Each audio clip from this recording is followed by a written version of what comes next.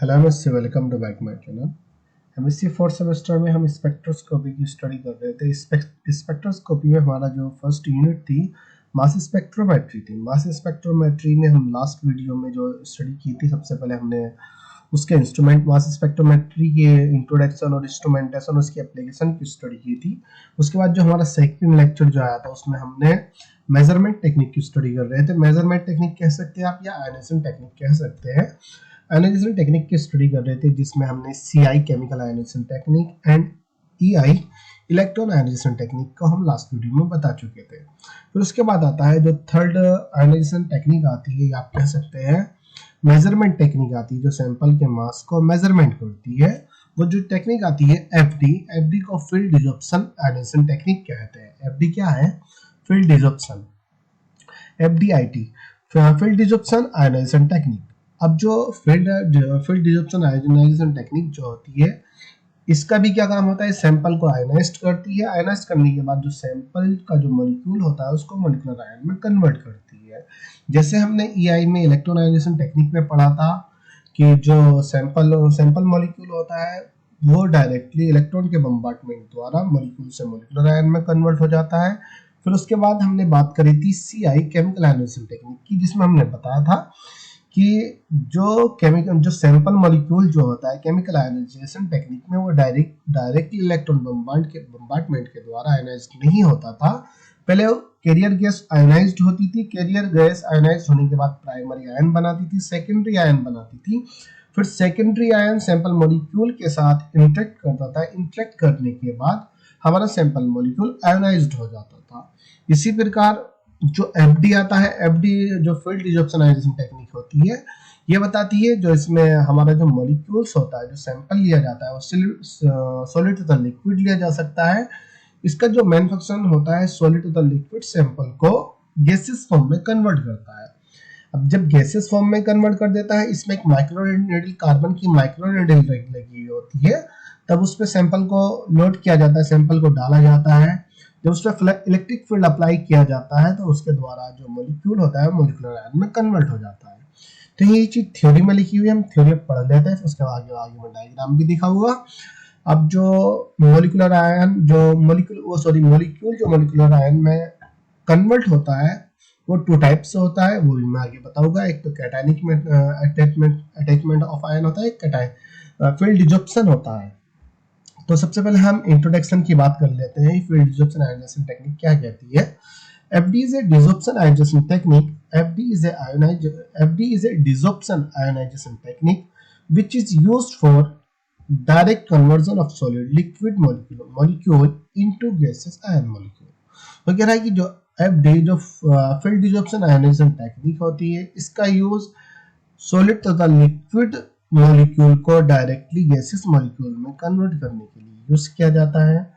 And molecule convert into molecular ion and gaseous, जब पहले gaseous में कन्वर्ट करती है, फिर गैसियस से गैस फॉर्म में, फिर गैसियस से ही वो मॉलिक्यूलर आयन में कन्वर्ट कर देती है, जो एफडी होता है। तो FD field desorption ionisation technique होती है। In this technique low volatile sample are used and produce the stable molecular ion. ये कह रहा है कि जो एफडी होती है, जो फील्ड डिसॉर्प्शन जो आयनाइजेशन टेक्निक होती है, इसमें हम लो वोलेटाइल सैंपल का यूज करते हैं जो इजीली इवोपरेट हो जाता है, इजीली इवोपरेट हो जाता है, मतलब आसानी से ही इवोपरेट गैसियस फॉर्म में कन्वर्ट हो जाता है। इस तरीके के सैंपल का हम इसमें यूज करते हैं। इन this technique use the low volatile sample are used and produce the stable molecular ion. इस तरीके का सैंपल का यूज किया जाता है जो इजीली इवोपरेट हो जाता है, या लो वोलेटाइल सैंपल का यूज किया जाता है, और लो वोलेटाइल सैंपल से ही ये स्टेबल मॉलिक्यूलर आयन बना लेता है।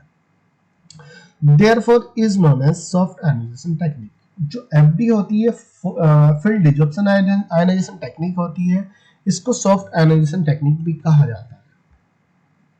इसका थोड़ा डायग्राम है, डायग्राम को मैं एक्सप्लेन कर दूंगा अभी। फिर यहाँ पर उसने थर्ड पॉइंट में लिखता है mass spectrum produced by FD there are is low या no fragmentation in this technique. वो कह रहा है कि mass field disruption analysis technique के द्वारा एक मास स्पेक्ट्रम प्रोड्यूस होता है। Mass spectrum are produce by FD field disruption analysis technique. There is no या नो फ्रेगमेंटेशन। एक जो मास स्पेक्ट्रम जो प्रोड्यूस होता है उसमें कोई भी फ्रेगमेंटेशन नहीं देखने को मिलता है। एफडी में जो फील्ड डिसरप्शन एनालिसिस टेक्निक होती है इसमें फ्रेगमेंट्स बहुत कम होता है या देखने को नहीं मिलता है। तो बहुत कम अमाउंट में बहुत कम फ्रेगमेंटेशन होगा। जो मोलिकुलर आयन होता है उसका फ्रेगमेंट्स बहुत कम होता है या होता नहीं है। High potential electric field is apply on the metal emitter on the surface of metal emitter microneedle are present on the surface of metal emitter microneedle are present. High potential electric field is applied. High potential electric field are applied on the metal emitter. वो कह रहा है कि जो metal emitter होता है, एक metal का एमिटर होता है, उस पर हाई पोटेंशियल का इलेक्ट्रिक फील्ड अप्लाई किया जाता है। ये चीज उसने लिखी है, high potential electric field is apply on the metal emitter and, उसने लिखा फिर यहाँ पे देखिए and on the surface of metal emitter microneedle are present। जो मेटल इमिटर का जो सरफेस होता है उस पर कार्बन की माइक्रोनीडल प्रेजेंट होती है। वो चीज लिखी इसने कि on the surface of metal emitter microneedle are present. This technique is used for high molecular mass. This technique is used for high molecular mass of component या सैंपल ऑफ मॉलिक्यूल। ये जो टेक्निक होती है FD जो होती है field disruption analysis technique जो होती है, इसका यूज उन सैंपल के लिए किया जाता है जिनका मॉलिक्यूलर मास थोड़ा हाई होता है। जिन मॉलिक्यूल का मास थोड़ा मॉलिक्यूलर वेट हाई होता है, मॉलिक्यूलर वेट ज्यादा होता है, उन सैंपल के लिए FD field disruption analysis technique का यूज किया जाता है। ये सॉफ्टवेयर एनालिसिस टेक्निक होती है, वो मैंने पहले ही बताया। इसमें इस तरीके के सैंपल का यूज किया जाता है जो लो वोलेटाइल होता है, जो इजीली इवोपरेट हो जाता है। This technique is used for high molecular mass component. ये तो पढ़ा दिया मैंने। उसके बाद जो डायग्राम यहाँ पे दिखाता है फील्ड डिसरप्शन एनालिसिस टेक्निक का, वो डायग्राम दिखाता है उसमें एक पार्ट कैथोड बनाता है, दूसरा पार्ट एनोड बनाता है। कैथोड को आपको हमें पता ही जो निगेटिव चार्ज को शो करता है, एनोड पॉजिटिव चार्ज को शो करता है। जो हमारे पास जो एनोड जो होता है ये टंगस्टन फिलामेंट का बना हुआ होता है, इसको ईमीटर भी कहा जाता है, टंगस्टन मेटल ईमीटर कहा जाता है। इसी के ऊपर कार्बन की माइक्रोनीडल प्रेजेंट होती है, इसकी सरफेस पे ये माइक्रोनीडल प्रेजेंट है, ये इसके ऊपर एक क्यूब लगी हुई है। माइक्रोनीडल जो होती है थोड़ा ये मान लीजिए बोतल की शेप में होती है। अब जो एनोड तथा कैथोड के बीच में जो इलेक्ट्रिकल पोटेंशियल जो डिफरेंस होता है वो 10 की पावर 7 से 10 की पावर 8 इलेक्ट्रॉन वोल्ट तक होता है। वोल्ट सेंटीमीटर 10 की पावर 7 से 10 टू की पावर 8 तक होता है। जिन दोनों का इलेक्ट्रिकल डिफरेंस पोटेंशियल डिफरेंस होता है, इलेक्ट्रिकल पोटेंशियल डिफरेंस होता है कैथोड तथा एनोड के बीच में। अब टंगस्टन फिलामेंट के ऊपर क्या होती है, माइक्रो नीडल प्रेजेंट होती है, जो कार्बन की माइक्रो नीडल होती है। कार्बन की जो माइक्रो नीडल होती है इस पे ही सैंपल को लोड किया जाता है। सैंपल को लोड जो किया जाता है इसमें जो नीडल होती है इसमें सैंपल को डीप कर दिया जाता है, सैंपल में नीडल को डीप कर दिया जाता है, भिगो दिया जाता है। घोलकर जब इस पे सैंपल को लोड कर दिया जाता है, मान लीजिए सॉलिड फॉर्म में होता है तो लिक्विड गैसियस फॉर्म में कन्वर्ट हो जाता है। अगर वो लिक्विड फॉर्म में होता है जबकि वो इजीली गैसियस फॉर्म में कन्वर्ट हो जाता है। जैसे ही गैसियस फॉर्म में कन्वर्ट होता है उस पर जब हाई इलेक्ट्रिसिटी प्रोवाइड कराई जाती है, मतलब इलेक्ट्रिक फील्ड अप्लाई किया जाता है, तो जो सैंपल होता है, सैंपल मॉलिक्यूल जो उसमें मॉलिक्यूल होते हैं वो मॉलिक्यूलर आयन में कन्वर्ट हो जाते हैं। मॉलिक्यूलर आयन में मतलब इलेक्ट्रॉन को डोनेट कर देते हैं, एक इलेक्ट्रॉन को डोनेट करते हैं, जिसकी वजह से इलेक्ट्रॉन मॉलिक्यूल में पॉजिटिव चार्ज आ जाता है। वो चीज यहाँ पर बस इसने ये डायग्राम थोड़ा सा यहाँ पर दिखा दिया। यहाँ पे जो थ्योरी में फिर लिखता है वो लिखता है carbon microneedle produce high potential. अब वो कह रहा है कि जो कार्बन माइक्रोनीडल होती है ये हाई इलेक्ट्रिक फील्ड प्रोड्यूस करती है, आप कह सकते हैं हाई इलेक्ट्रिक पोटेंशियल को प्रोड्यूस करती है। जब ये इलेक्ट्रिक फील्ड को प्रोड्यूस करती है, अब इलेक्ट्रिक फील्ड जो प्रोड्यूस होता है वो टंगस्टन के जो फिलामेंट होते हैं, टंगस्टन की जो मीटर जो होता है इसके द्वारा इलेक्ट्रिकल प्रोड्यूस होता है। इलेक्ट्रिकल प्रोड्यूस यहाँ पे माइक्रोनीडल से रिएक्ट माइक्रोनीडल के द्वारा माइक्रोनीडल में जाता है। माइक्रोनीडल से जैसे ही इलेक्ट्रिक फील्ड अप्लाई सैंपल पे सैंपल पे इलेक्ट्रिक फील्ड अप्लाई होता है तो सैंपल मॉलिक्यूल जो होते हैं वो मॉलिक्यूलर आयन में कन्वर्ट हो जाते हैं। वही एप्लीकेशन ऑफ एफडी, एप्लीकेशन उसने देखी है फील्ड डिजिटलाइजेशन टेक्निक की। Sample are loaded on the surface of microneedle by dipping the sample of solution. उसने कहा कि sample are loaded, sample are loaded on the surface of microneedle by dipping the sample of solution। जो sample होता है उस solution में needle को डाल दिया जाता है, भिगो दिया जाता है, आप कह सकते हैं डिपिंग। हाँ, उसी में उसको या सैंपल को निडल पे से लोडेड किया जाता है। जब लोड होता है तो निडल वो सैंपल से एक तरीके से मान डिपिंग हो जाती है, मतलब भीग जाती है उसमें सैंपल में। अब वो गैसेस फॉर्म में भी होता है तो उस पर डिसॉर्प्शन रहता है सैंपल का। जो हमारा सैंपल मॉलिक्यूल होता है तो उसकी निडल की सरफेस पे सैंपल मॉलिक्यूल हमारा परसेंट होता है। जैसे उस पर इलेक्ट्रिक फील्ड अप्लाई होता है तो वह मॉलिक्यूलर आयन में कन्वर्ट हो जाता है। यहाँ पे दूसरा पॉइंट लिखता है वो, carbon microneedle produce the high gradient voltage on their tips. ये जो माइक्रोनीडल होती है ना, इस पे ही हाई इलेक्ट्रिक फील्ड अप्लाई हो जाता है। हाई इलेक्ट्रिक फील्ड अप्लाई होने की वजह से ही क्या होता है, हमारा जो सैंपल का मॉलिक्यूल होता है मॉलिक्यूलर आयन में कन्वर्ट हो जाता है। अब उसने यहाँ पे लिखा, तीसरा पॉइंट देता है, due to this effect ion and molecular ion will be form and microneedle surface by two mechanism. वगैरह due to this effect iron and molecular ion will be formed on the microneedle surface by two mechanisms। वगैरह कि इस effect के द्वारा, ये जो एक process हो रहा है इसके द्वारा आयन तथा मॉलिक्यूलर आयन फॉर्म होते हैं। जो माइक्रोनीडल की जो सरफेस होती है उसमें मॉलिक्यूलर आयन तथा मॉलिक्यूलर आयन फॉर्म होते हैं। अब जो मॉलिक्यूलर आयन जो फॉर्म होते हैं टू मैकेनिज्म के द्वारा होते हैं। टू मैकेनिज्म कह सकते हैं या टू टाइप से फॉर्म होते हैं। टू टाइप से, एक फील्ड डिसॉर्प्शन के द्वारा, फील्ड आयनाइजेशन के द्वारा होता है, दूसरा कैटायन अटैचमेंट के द्वारा होता है। फील्ड आयनाइजेशन का मतलब वो कहता है कि फील्ड आयनाइजेशन का मतलब होता है जो सैंपल मॉलिक्यूल होता है वह अपने इलेक्ट्रॉन को एमिट कर देता है। जब उसमें इलेक्ट्रॉन की बम्बार्डमेंट होती है ना, जो इलेक्ट्रिक फील्ड अप्लाई किया जाता है माइक्रोनीडल द्वारा, जो सैंपल से इंटरेक्ट करता है, सैंपल से रिएक्ट करता है, सैंपल अपने इलेक्ट्रॉन को डोनेट कर देता है, जिसकी वजह से मेटल पे पॉजिटिव चार्ज, मॉलिक्यूल पे पॉजिटिव चार्ज आ जाता है।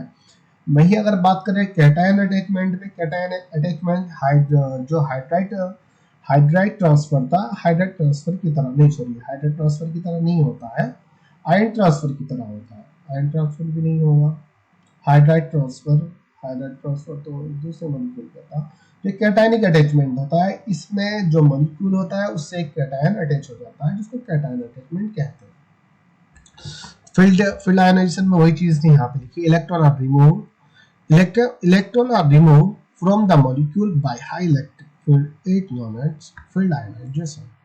इसके कहता है कि फील्ड आयनाइजेशन जो मेथड होता है, इसमें इलेक्ट्रॉन रिमूव हो जाता है मॉलिक्यूल से, इलेक्ट्रॉन रिमूव हो जाते हैं। जो इलेक्ट्रॉन जो रिमूव होते हैं इलेक्ट्रिक फील्ड के द्वारा रिमूव होते हैं, जो माइक्रोनीडल पर प्रोड्यूस होता है।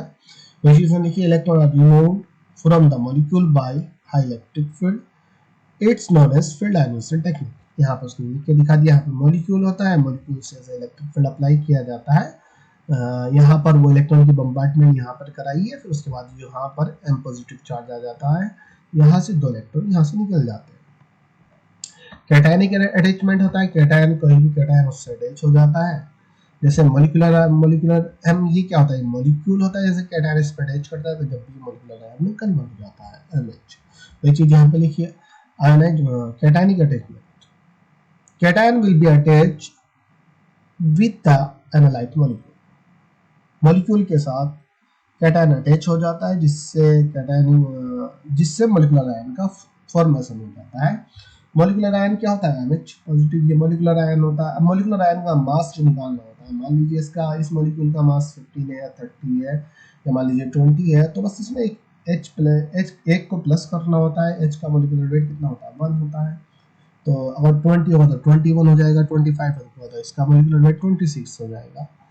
अब जो ये मॉलिक्यूलर आयन होता है जो कैटायनिक अटैचमेंट के द्वारा जो फॉर्म होता है, इसको हम क्वासी मॉलिक्यूलर आयन भी कहते हैं।